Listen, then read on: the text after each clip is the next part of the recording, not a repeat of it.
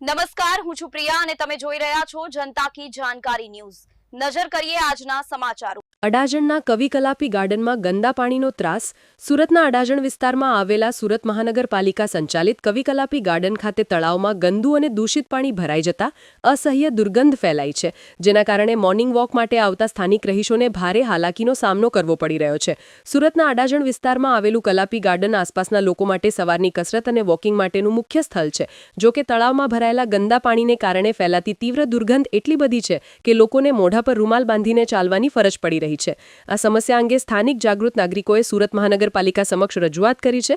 લોકોની મુખ્ય માંગ છે કે મનપા દ્વારા તાત્કાલિક ધોરણે આ તળાવનું ગંદુ પાણી સંપૂર્ણપણે કાઢી નાખવામાં આવે અને તેમાં નવું સ્વચ્છ પાણી ભરવામાં આવે, જેથી ગાર્ડનની સ્વચ્છતા જળવાય અને લોકોને દુર્ગંધમાંથી મુક્તિ મળે।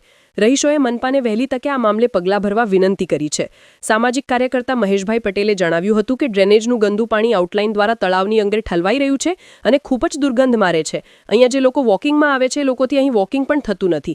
સુરત મહાનગરપાલિકા આવા મુદ્દામાં બિલકુલ નિષ્ફળ ગઈ છે। આટલું મોટું ગાર્ડન હોય ને તેની અંદર આવી રીતે ગંદુ પાણી છૂટતું હોય અને કોઈને પડી ના હોય ને અમે ફરિયાદ કર્યા પછી એને જોવા આવે છે અને જોયા બાદ હજુ નક્કર કામગીરી થઈ નથી। અહીં ટર્શરી ટ્રીટમેન્ટ પ્લાન્ટ આવેલો છે જેમાં ગંદુ પાણીને ચોખ્ખું કરવામાં આવે છે। આના માટે જવાબદાર કોણ? રિપોર્ટર સુનિલ ગાંજાવાલા, સુરત। મહેશ પટેલ, સામાજિક કાર્યકર્તા।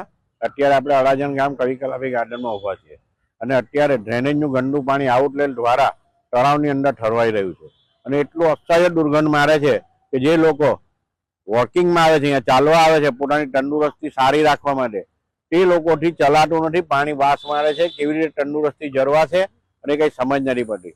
સુરત મહાનગરપાલિકા બિલકુલ આવા મુદ્દામાં બિલકુલ નિષ્ફળ ગયેલી છે।